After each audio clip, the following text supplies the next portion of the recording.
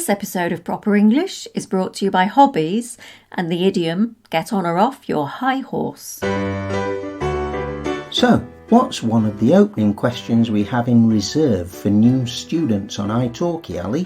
What, to encourage them to chat, you mean, Dave? Exactly that. Well, after what do you do for a living and how long have you been learning English, I guess it's got to be, what do you do in your spare time? That's it. And it can sometimes be a bit confusing for a new student. So we can say leisure time or free time. And this got me thinking. Dangerous, Dave. Anyway, it got me to thinking about how across the world we're suddenly finding that we have a bit more spare time than we did in the past. For obvious reasons. So what do we do with that time? Do people all over the world have hobbies, or is it just the English? Firstly, though, we should answer the question, what is a hobby? OK, so what is a hobby, Ali? Well, I'm glad you asked, Dave. Wikipedia tells us that a hobby is a regular activity that is done for enjoyment, typically during one's leisure time, not professionally and not for pay. Blimey, that sounds like most of the things I do to occupy my spare time with. Photography, singing, writing and reciting poetry. Come to think of it, you could even say that proper English is our hobby. Oh, I don't know about that. I prefer to think of it as a labour of love. Or dare I say it, a public service. Well, you just did. And you know, you're absolutely right. A labour of love it is. We absolutely love producing this. I can't imagine our lives without proper English, can you? No, I can't. But anyway, back to defining what a hobby is. I can tell you what a hobby isn't. What? Watching telly isn't a hobby. Neither is reading a book or listening to music. I don't get it. Why aren't they classed as hobbies? All three are things that we do in our leisure time for enjoyment, aren't they? Well, yeah, it's open to debate. But I suppose they're more passive leisure pursuits rather than activities. Like, for instance, I would say that since you bought me some pottery classes for my birthday, I would consider pottery a hobby for me, rather than, say, reading. And you know why? No, do tell. Well, because with pottery, I make things, acquire and improve the skill of making things, and I derive a great deal of personal satisfaction as a result of making these things. To me, that's a hobby. Right. Interesting. I guess I consider photography to be one of my hobbies. Taking pictures is something I very much enjoy, and I take quite a lot of pictures, as you can see, listeners, if you have Instagram in your country. My Instagram name is Bad Vibrations. All one word, lowercase. I take lots of pictures of the flora and fauna in the countryside around us. Flora and fauna? Yeah. You might have to explain that collocation to our listeners. Do you know what? I think it's actually a plural noun. And it means plants and animals. Flora equals plants, fauna equals animals. Thank you. Anyway, I'm a bit of a lazy photographer, really. I don't know much about apertures and exposure and f-stops. I let my camera do all that hard work for me. That's what technology's for, surely. I guess so, but your photos are really good. Well, that's very kind of you. I guess I'm pretty good at framing a shot. I really enjoy it. Your love of photography certainly makes our walks in the forest last longer.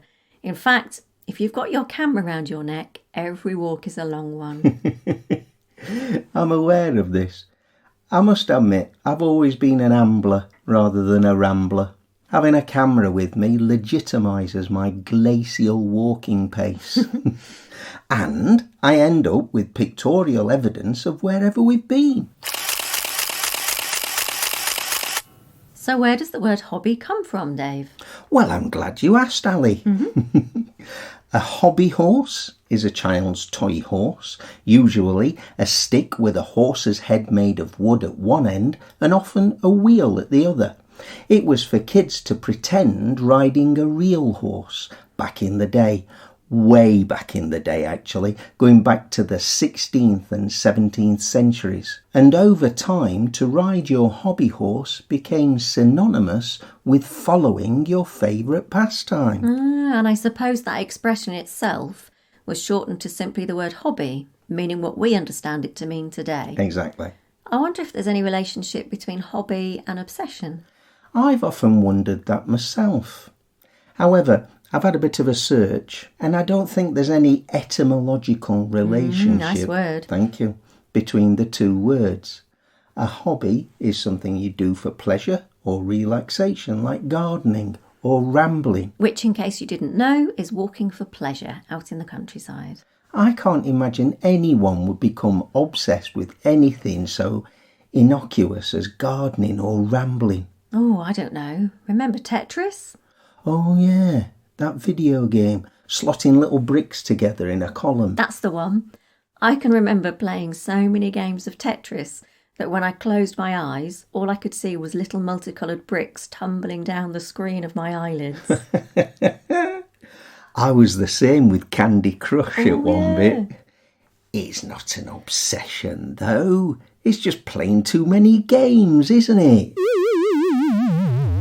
George Orwell said in his essay, England, Your England, an excerpt of which is at the very end of this podcast, that an English characteristic was the addiction to hobbies and spare time occupations. And you know what? It would appear that over the years, the source of quite a few hobbies and pastimes has been the UK. Like bird watching, for instance, which I'm quite fond of. The origin of which can be traced back to Victorian England. But I've always needed a book to identify the species. These days, I use an app on my phone called iNaturalist. It's brilliant. Then there's knitting, which I love doing, but can sometimes turn into a bit of a nightmare. Do you remember when I was knitting a jumper for one of our baby nephews for Christmas? Ah, yeah. Now I'm a bit of a slow knitter. Like I'm a bit of a slow walker. And I can remember on Christmas Day getting help from your mum to fix the buttons on and make buttonholes, and knitting furiously to finish the jumper before your brother and sister-in-law arrived for Christmas dinner. Nothing like a bit of drama at Christmas. Oh, slightly different tack. But I thought stamp collecting was an English thing originally, but apparently the first stamp collector was an Irish fella called John Bourke, who had a collection of them in the late 18th century. Do you know what? I collected stamps when I was a kid. I had first day covers, the lot. Always wanted a penny black, which was the very first stamp, but I never got one. Stamp collecting has kind of fallen out of favour since the invention of email and the internet and social media and all that, hasn't it? Well, yeah, it was bound to, wasn't it, really? Other particularly British hobbies are jam making. Oh, I love making jam. Okay, and gardening. I find gardening very therapeutic. I'm looking forward to spring. My word, is there a hobby you don't have, Dave? How about model trains? Never seen the point in them, to be honest. I love model trains. I'd love to have a model train set in the attic.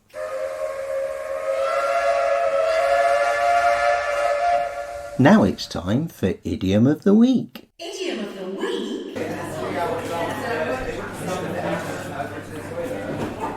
You know her? You mean Judy? That's her. She's always on her high horse, isn't she? What do you mean? You know, lecturing me about driving me diesel car and how it's bad for the planet when her and her boyfriends have got 3 cars between them. Oh, the nerve of that woman.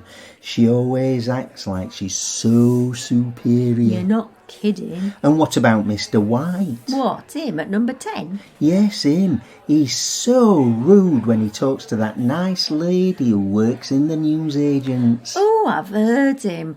Always giving his opinion about this and that and everything. I don't know how she puts up with it. He ought to get down off of his high horse once in a while.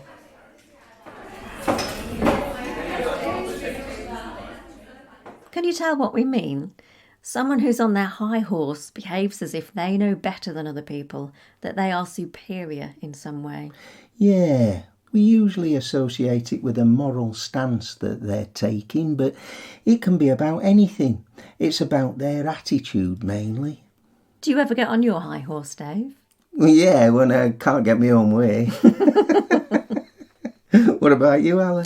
Well, don't get me started on my old job. Wouldn't dream of it. Teaching young children. I'll be up on my high horse before you know it, and you'll not get me down. I need a ladder.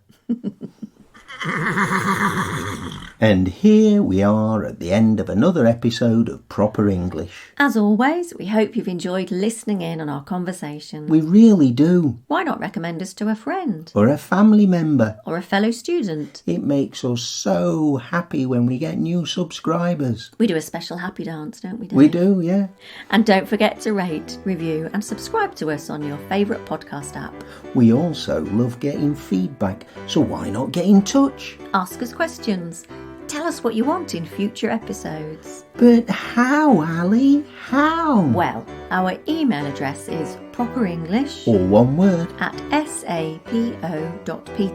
Or you can go to Instagram or Twitter or Facebook if you have them. So, until next time, it's goodbye from me. And it's goodbye from me too. And thank you for listening to Proper English. But here it is worth noting a minor English trait which is extremely well marked, though not often commented on, and that is a love of flowers. This is one of the first things that one notices when one reaches England from abroad, especially if one is coming from southern Europe.